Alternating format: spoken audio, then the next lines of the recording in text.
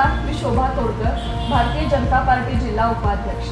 मिरज विधानसभेतून भाऊंच्या तर्फे दंडोबा दर्शनासाठी बसची व्यवस्था केली आहे।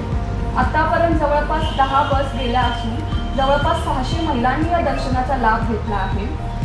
श्रावण महिन्याअखेरपर्यंत बसची व्यवस्था केली जाणार असून ज्या कोणी महिला राहिल्या आहेत त्यांना मी ही विनंती करते की त्यांनी पण दर्शनाचा लाभ घ्यावा। मी यासाठी आपले पालकमंत्री माननीय सुरेश भाऊ खाडे, त्यांच्या सुवैध पत्नी सुमनताई खाडे तसेच युवा नेते सुशांत दादा यांचे मनापासून आभार मानते। धन्यवाद।